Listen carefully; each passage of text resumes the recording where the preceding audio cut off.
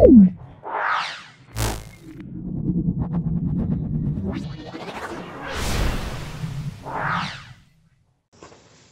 আমরা Medinipur collegiate school 205 থেকে 206 নম্বর পেজে আছে। এটা 16তম স্কুল। প্রশ্নবিচিত্রার 16তম স্কুল হলো মেদিনীপুর কলেজিয়েট স্কুল। এটা প্রথমে আমরা ফিজিক্যাল সায়েন্স পোর্শনটা, তারপর লাইফ সায়েন্স পোর্শনটা সম্পূর্ণ সলভ করব। ভিডিওটা প্রথম থেকে শেষ পর্যন্ত দেখার জন্যে ক্লাস 7-এর সকল ছাত্রছাত্রীর কাছে অনুরোধ রইল, তোমরা অবশ্যই ভিডিওটা দেখবে এবং যদি ভালো লাগে একটা লাইক করতে ভুলবে না। চলে আসছি আজকে 16তম স্কুল মেদিনীপুর কলেজিয়েট স্কুল। সেটা প্রথম যে প্রশ্ন সেটা হলো ফিউজ তারের কাজ কি? ফিউজ তারের গলনাঙ্ক খুব কম হয়। ফিউজ তারের গলনাঙ্ক খুব কম হয়, রোধ খুব বেশি হয়। কোনো কারণে তড়িৎ প্রবাহের মাত্রা বেশি হলে ফিউজ তারটি উত্তপ্ত হয় এবং সহজে গলে যায়। ফলে দামি বৈদ্যুতিক যন্ত্রগুলো অতিরিক্ত তাপের প্রভাব থেকে রক্ষা পায়। তাহলে ফিউজ তারের গলনাঙ্ক খুব কম, রোধ খুব বেশি। কোনো কারণে তড়িৎ প্রবাহের মাত্রা বৃদ্ধি পেলে ফিউজ তারটি উত্তপ্ত হয়, সহজে গলে যায়। তাই দামি ইলেকট্রিক যন্ত্রপাতিগুলো অতিরিক্ত তাপের প্রভাবে ক্ষতিগ্রস্ত হওয়ার হাত থেকে কিন্তু রক্ষা পায়। এটাই হলো ফিউজ তারের কাজ। এটাই কিন্তু ঘরে ফিউজ তারটা কিন্তু আমরা এই জন্যই কিন্তু ব্যবহার করি। তারপর দেখো বলা আছে মস্তিষ্ক তরঙ্গ কি প্রকৃতির? এটা মনে রাখবে, মস্তিষ্ক তরঙ্গ এটা তড়িৎীয় প্রকৃতির।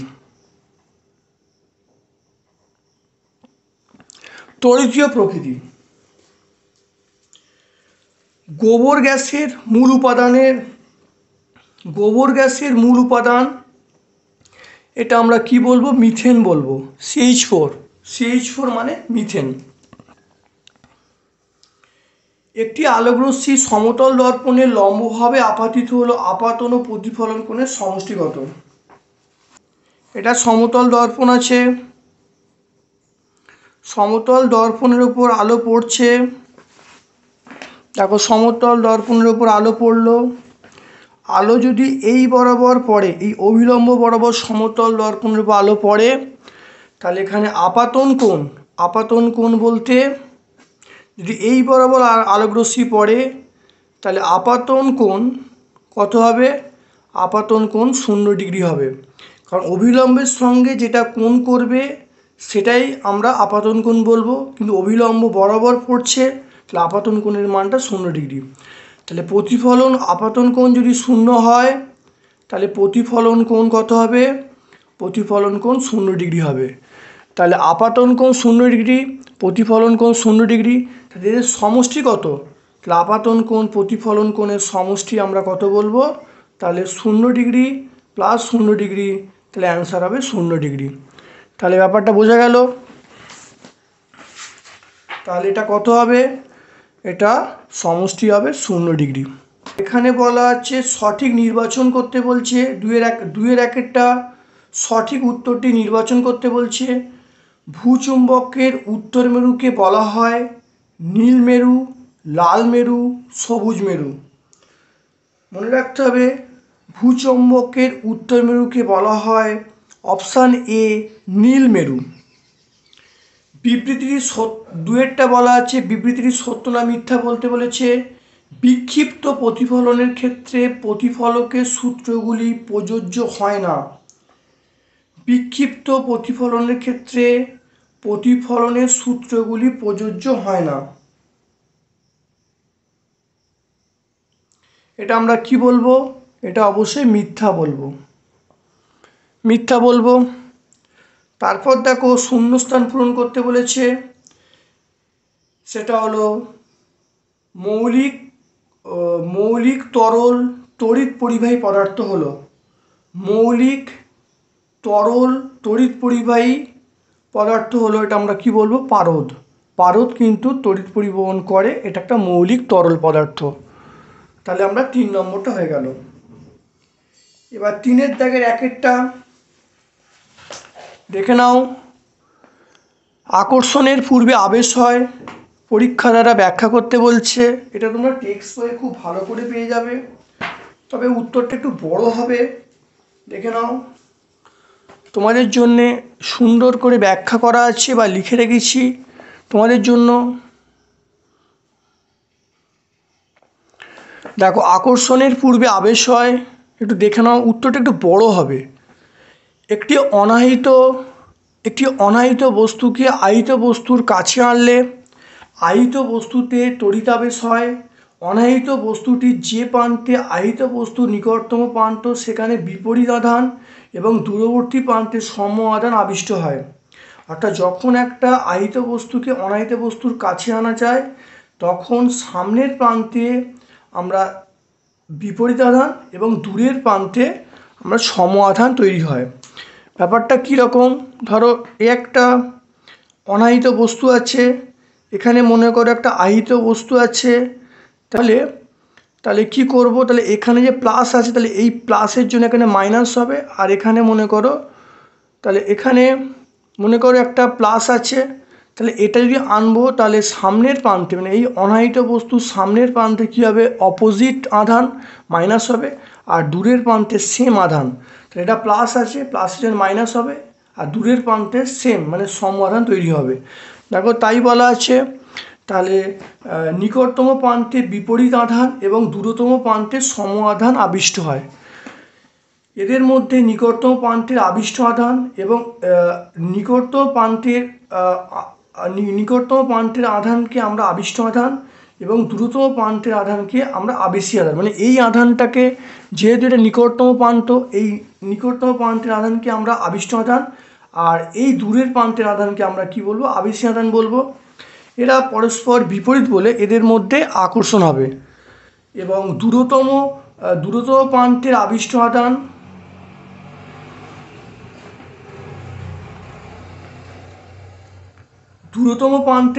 আধান এবং আবেশী আধানের দূরতম প্রান্তের আবিষ্ট আধান এবং আবেশী আধান সমজাতীয় বলে এদের মধ্যে বিকর্ষণ হবে। দূরত্ব বেশি, তাহলে বিকর্ষণ বল কম হবে, তাই আকর্ষণের জন্য অনাহিত বস্তুটি আহিত বস্তুর দিকে আকৃষ্ট হবে। তাহলে এটা মনে রাখবে। তাহলে এটা হলো দূরতম প্রান্তের আবিষ্ট আধান, দূরতম প্রান্তের আধানকে আমরা আবিষ্ট আধান এবং তাহলে দূরতম প্রান্তের আবিষ্ট আধান এবং আবেশী আধান সমজাতীয় বলে এদের মধ্যে আকর্ষণ হবে। দূরত্ব বেশি বলে আকর্ষণ কম হবে। আকর্ষণ কম হওয়ার জন্য, তাহলে আকর্ষণের জন্য দূরত্ব বেশি, তাহলে বিকর্ষণ বল কম হবে, তাই আকর্ষণের জন্য অনাহিত বস্তুটি আহিত বস্তুর দিকে আকৃষ্ট হবে।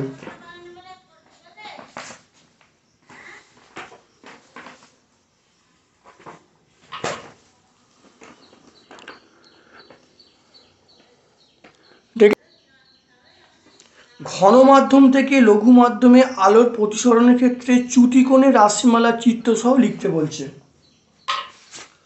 দেখে নাও,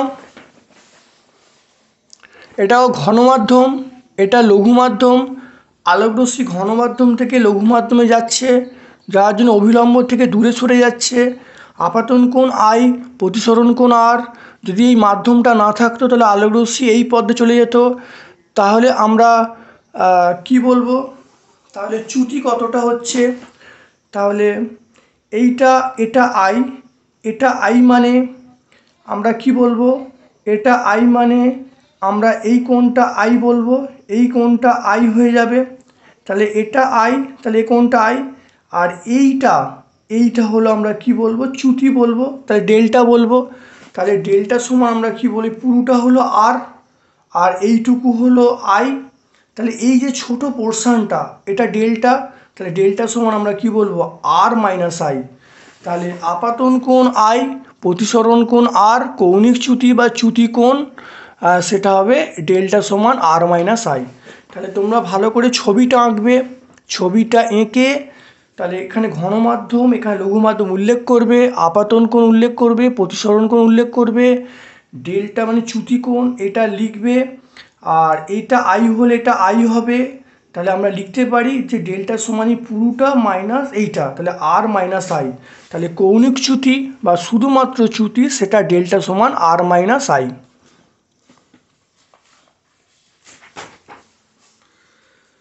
তারপরে দেখো তড়িৎ যন্ত্রাদি চিহ্নিত করে একটি বদ্ধ তড়িৎ বর্তনী অঙ্কন করতে বলছে। দুটো বাল্ব আছে, এটা দেখো সিডিই এগুলো হলো সেল, আর এফটা হলো সুইচ, আর এটা হলো তার। তাই চিত্রটা এঁকে দেবে। তাহলে এবি হলো দুটি বাল্ব, সিডিই এটা হলো সেল বা তড়িৎ কোষ, এফটা আমরা কি বলবো সুইচ বলবো, আর পিটা তার বলবো। তাহলে এই চিত্রটা তোমরা খুব ভালো করে এঁকে দেবে।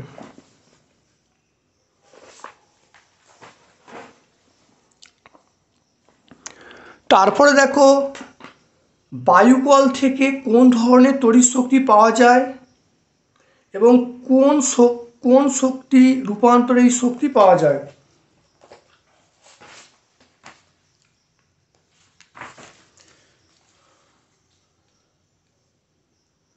দেখে নাও, বায়ুকল থেকে আমরা তড়িৎ শক্তি পাই।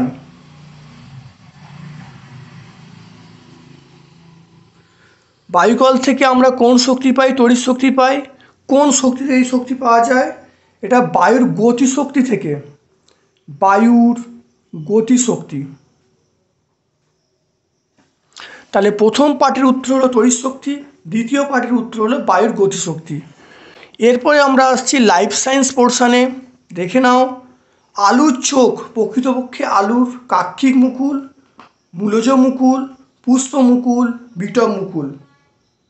এটা অপশান এ কাক্ষিক মুকুল। লেবু গাছের পাতা হলো অপশান এ সরলপত্র, অপশান বি একক ফলক যৌগিক পত্র, অপশান সি দ্বিফলক যৌগিক পত্র, অপশান ডি ত্রিফলক যৌগিক পত্র। অপশান বি হবে, সেটা হলো একক ফলক যৌগিক পত্র। 3 নম্বর প্রশ্ন দেখে নাও, অ্যান্টিবায়োটিক ব্যবহারের ফলে ব্যাকটেরিয়া কোষপ্রাচীর সঠিকভাবে গঠিত হতে পারে না। এই সময় কোষের ভিতরের ও বাইরের কোন অংশে চাপের পার্থক্য দেখা যায়? সেটা হলো অপশান এ ব্যাপন চাপ, অপশান বি বাষ্পমোচন চাপ, অপশান সি অভিস্রবণ চাপ, অপশান ডি কোনোটিই নয়। এটা তোমরা মনে রাখবে, অভিস্রবণ চাপ লক্ষ্য করা যায় অপশান সি। অর্থাৎ অ্যান্টিবায়োটিক ব্যবহারের ফলে ব্যাকটেরিয়া কোষপ্রাচীরে যে চাপ লক্ষ্য করা যায় সেটা হলো অভিস্রবণ চাপ। তারপর দেখো, আপেলের ভোজ্য অংশটি হলো অপশান এ বহিত্বক, অপশান বি মধ্যত্বক, অপশান সি অন্তত্বক, অপশান ডি হলো পুষ্পাক্ষ। সেটা অবশ্যই আপেলের ভোজ্য অংশ হলো পুষ্পাক্ষ। চলে আসছি 2-এর 1-টায়, কচুরিপানা খর্বধাবক হলো রূপান্তরিত ড্যাশ কাণ্ড, রূপান্তরিত অর্ধ বায়বীয় কাণ্ড, অর্ধ বায়বীয় কাণ্ড মনে রাখবে। কচুরিপানায় খর্বধাবক হলো একটি রূপান্তরিত ড্যাশ কাণ্ড, অর্ধ বায়বীয় কাণ্ড। তারপর দেখো, পাইন গাছের মূলে ড্যাশ নামক গঠন করে ছত্রাক বাস করে, এটা হলো মাইকোরাইজা।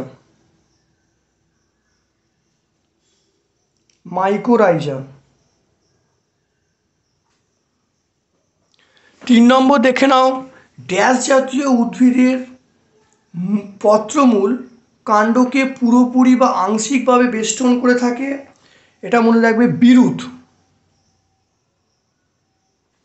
এটা মনে রাখবে বিরুৎ। 4 নম্বর দেখো, একটি কৃত্রিম অর্ধভেদ্য পর্দার নাম, একটি কৃত্রিম অর্ধভেদ্য পর্দার নাম পার্চমেন্ট কাগজ, পার্চমেন্ট কাগজ এটা লিখবে। 3-এর 1-টা, বীজ অন্ততক is two dash double is two বীজ বহিতক ইস টু টেস্টাম। এটা হলো টেগমেন।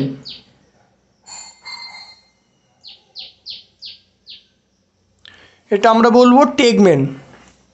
দুইয়েরটা ডিম্বক নাভি ফলত্বকের সঙ্গে যুক্ত, তাহলে ড্যাশ বীজে জল এবং অক্সিজেন প্রবেশের পথ। এটা লিখবে ডিম্বক রন্ধ্র। ডিম্বক রন্ধ্র।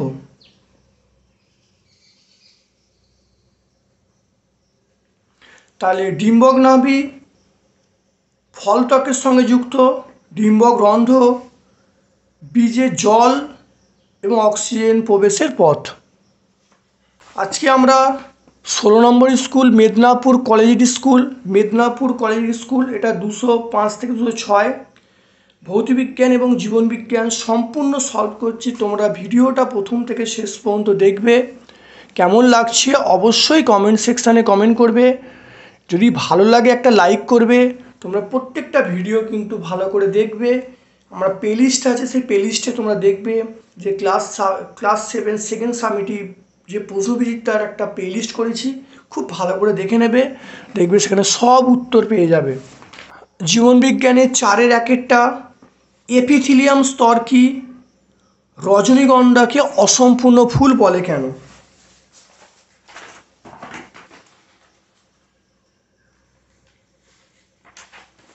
দেখে নাও, এপিথিলিয়াম স্তর ভুট্টা বীজের শস্য এবং ভ্রূণ যে স্তর দ্বারা পৃথক থাকে তাকে আমরা বলবো এপিথিলিয়াম স্তর। পরের প্রশ্ন বলা হচ্ছে রজনীগন্ধাকে অসম্পূর্ণ ফুল বলা হয় কেন। দেখো, রজনীগন্ধাকে অসম্পূর্ণ ফুল বলা হয় কারণ রজনীগন্ধার 4টি স্তবক থাকে না। অর্থাৎ যে ফুলে 4টি স্তবক থাকে তাকে আমরা বলবো সম্পূর্ণ ফুল, যে ফুলে 4টি স্তবক থাকে না তাকে বলবো অসম্পূর্ণ ফুল। তাহলে রজনীগন্ধা ফুলে 4টি স্তবক থাকে না, এখানে পুংকেশর চক্র গর্ভকেশর চক্র উপস্থিত থাকে কিন্তু বীতি দলমণ্ডল থাকে না। এই জন্যে আমরা রজনীগন্ধার ফুলকে আমরা অসম্পূর্ণ ফুল হিসাবে গণনা করব।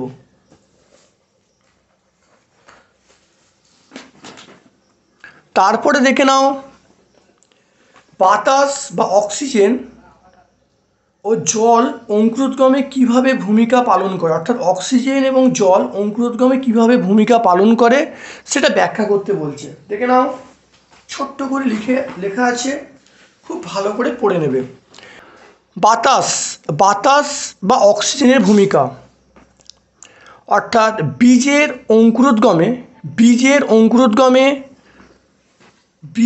অঙ্কুরোদ্গমের সময়, দেখে নাও, বীজের অঙ্কুরোদ্গমের সময় বিপাকীয় কাজ সম্পন্ন করার জন্য শক্তির প্রয়োজন।